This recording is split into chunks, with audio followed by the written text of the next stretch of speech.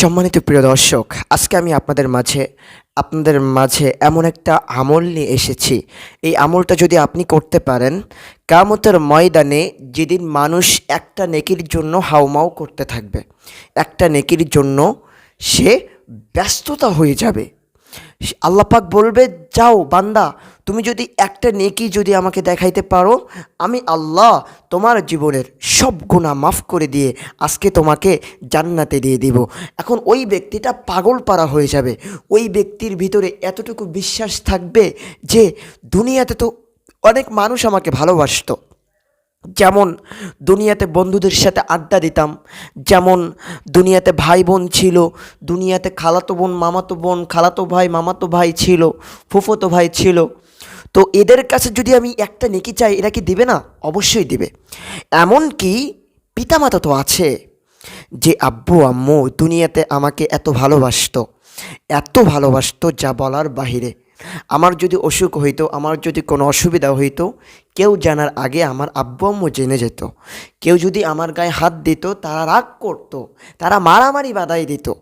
কেউ যদি আমার গায়ে হাত দিত, তো নিশ্চয়ই ওদের ভিতরে কেউ না কেউ একটা নাকি তো আমাকে দিবে। এখন ওই ব্যক্তিটা বড় আশা নিয়ে ভরসা নিয়ে চলে যাবে নিজের আত্মীয় স্বজনের কাছে, খালাতো ভাইয়ের কাছে যাবে, যে ভাই, তুই তো দুনিয়াতে আমাকে অনেক মহব্বত করতিস, ঈদের সময় ঈদ খরচ দিতিস, তারপর আমার যদি কোনো কিছুর প্রয়োজন হতো মাঝে মাঝে দিতিস, তোরা তোরা আমাকে নিয়ে অনেক মহব্বত করতিস। তো আজকে আমি একটা নেকির জন্য জাহান্নামে যাব, আজকে আমি একটা নেকির জন্য আমি জাহান্নামে যাব, তো এই একটা নেকি আমাকে দে। এখন ওই খালাতো ভাই বলবে, না, দুনিয়াতে তো আমার কোনো এরকম খালাতো ভাই মামাতো ভাই কিচ্ছু ছিল না, আজকে তুমি কে? আমি হচ্ছে, যদি তোমাকে একটা নেকি দিই, তাহলে আমি যদি এই একটা নেকির জন্য আল্লাহ পাক যদি আমাকে জাহান্নামে দেয়, সেই সময় আমি একটা নেকি কই পাবো? চিন্তা করেন, একটা নেকির জন্য মানুষ সবাই হাউমাউ করতে থাকবে, আর আমরা দুনিয়াতে নেকির জন্য, নেকির বেলায় সব সময় পিছিয়ে থাকি। তো নেকির বেলায় পিছিয়ে থাকলে তো হবে না, চিন্তা করতে হবে, চেষ্টা করতে হবে কিভাবে বেশি বেশি করে নেকি কামাই করতে পারি, কিভাবে নিজের আমল নামার ভিতরে নেকি আনতে পারি। এটা সবসময় আমাদের ফিকির থাকতে হবে। না, এদিকে তো আমাদের ফিকির না, আমাদের ফিকির হচ্ছে দুনিয়া নিয়ে। দুনিয়ায় কিভাবে আমরা ভালো থাকব, দুনিয়ায় কিভাবে আমরা টাকা পয়সা অর্জন করে ফ্যামিলি নিয়ে সুখে শান্তিতে বাস করতে পারবো, তাই না? সবসময় এই চিন্তা করি, এই চিন্তা করলে হবে না। তো সেদিন আপনি মামাতো ভাইয়ের কাছে যাবেন, খালাতো ভাইয়ের কাছে যাবেন, খালাতো বোনের কাছে যাবেন, খালাতো ভাইয়ের কাছে যাবেন, কেউ একটা নেকি দিবে না।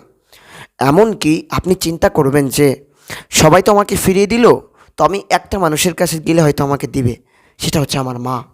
যে মা দুনিয়াতে আমাকে অনেক মোহাব্বত করতো, অনেক ভালোবাসতো, নিজে না খেয়ে আমাকে খাওয়াইতো, নিজে না পড়ে আমাকে পড়াইতো, নিজে নিজের সুখ বিসর্জন দিয়ে আমাকে সব কিছু করে দিত।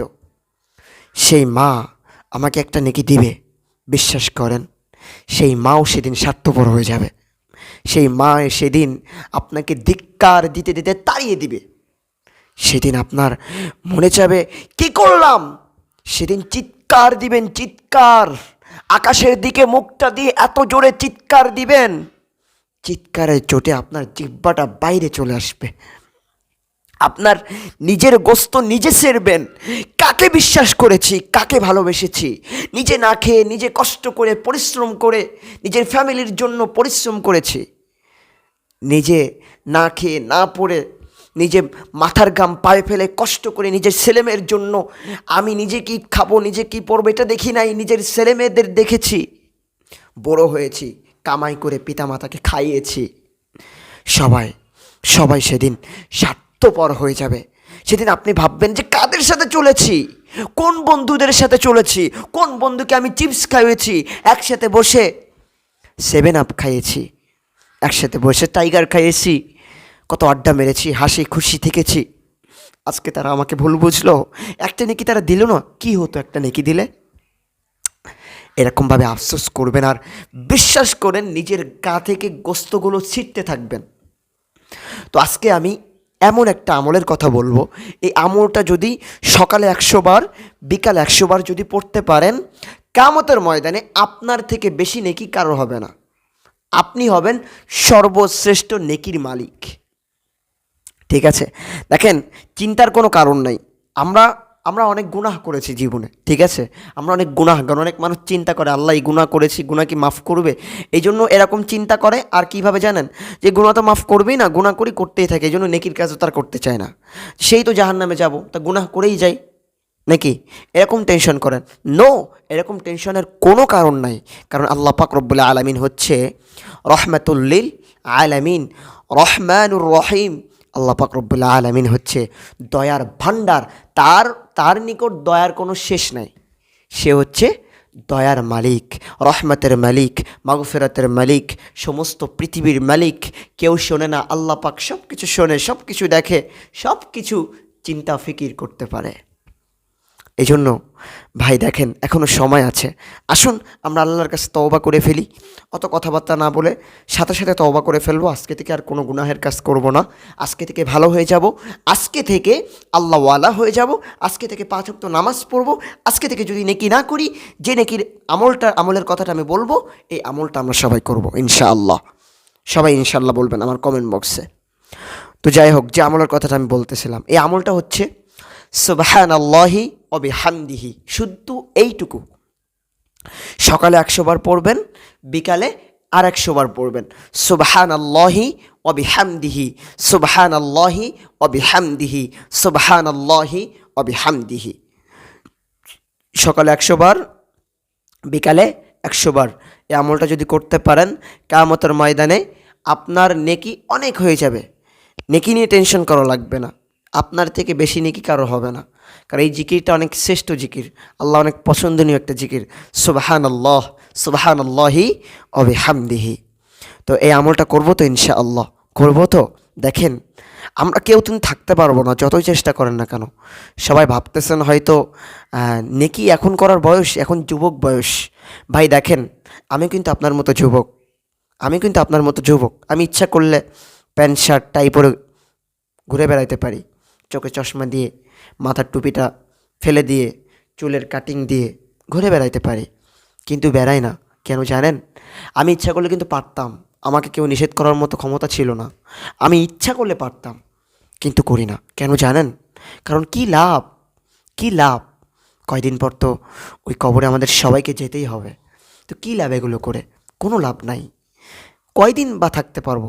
বিশ্বাস করেন, আমি কিছুদিন আগে আমি যে মাদ্রাসায় খেদমত করতাম, ঠিক আছে, তো মাদ্রাসার পাশে একটা ছেলে ছিল। সেই ছেলেটা, তার বাপের একটা মাত্র ছেলে। তার তার লাশটা দেখে আমার এতটা আফসোস হচ্ছিল যে এই ছেলেটা তো স্টাইল দিয়ে ঘুরে বেড়াতো, তারপর চুলের কাটিং দিয়ে, চশমা দিয়ে, মোটর গাড়ি নিয়ে পাঙ্খ দিত। আজকে সেই ছেলেটা এত যুবক বয়সে লাশ হয়ে গেল। কি লাভ এত কিছু করে? কি লাভ? এত এত কিছু করে কি লাভ? কোনো লাভ নাই, ঠিক আছে। তো যে নেকির আমলের কথা আমি বললাম, এই আমলটা বেশি বেশি করে করবেন। দেখেন, বাপের একটা মাত্র ছেলে কি স্টাইল মারতো, অ্যাক্সিডেন্ট করে মারা যায়। বাপটা ছবিটা দেখালো, কি পার্ট অ্যাকশন নিয়ে দাঁড়িয়ে আছে ছেলে, ছবিটা তুলেছে। আজকে সেই ছবিটা দেখে কান্না করতেছে, কান্না। পিতা সন্তানের জন্য কান্না করতেছে, সন্তান মারা গেছে। কেন? এটা তো হতে পারতো যে পিতার আগে, সন্তানের আগে পিতা যেতে পারতো। এটা হতে পারতো না, পারে নাই। বিশ্বাস করেন, আপনি একটা মুরব্বীকে দেখে ভাবতেছেন যে আরে মুরব্বী, তোমার যাওয়ার বয়স হয়ে গেছে, মুরব্বী হয়ে গেছো। বিশ্বাস করেন ভাই, খোদার কসম, মৃত্যুর কোনো গ্যারান্টি নেই। যখন তখন অ্যাটাক, যখন তখন। আসুন আমরা সবাই ইসলামের পথে ফিরে আসি।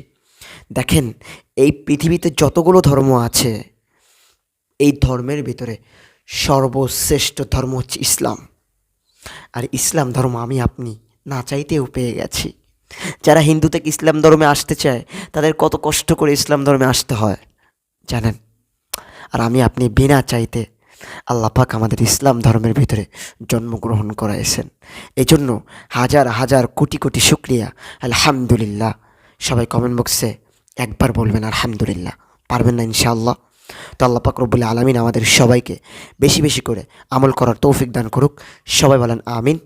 তো আমি যে আমলের কথাগুলো আমি বললাম এবং প্রত্যেক দিন বলি, এই সমস্ত আমলের কথা যেন আমরা সবাই মানতে পারি, সেই তৌফিক আল্লাহ সবাইকে দান করুক। সবাই আবারও বলেন আমিন। তো অবশ্যই আমার কমেন্ট বক্সে আমিন লিখে যাবেন। আল্লাহ, যারা আমার কমেন্ট বক্সে আমিন লিখেছে, আল্লাহ তুমি তাদেরকে দিনের জন্য কবুল করে নাও। আল্লাহ, তুমি তাদেরকে দিনদার হিসেবে কবুল করে নাও। আল্লাহ, তুমি তাদেরকে পাঁচ ওয়াক্ত নামাজিওয়ালা বানায় দাও।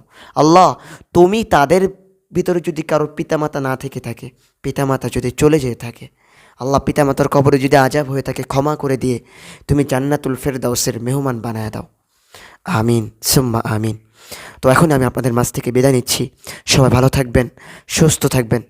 আসসালামু আলাইকুম ওয়া রাহমাতুল্লাহি ওয়া বারাকাতুহু।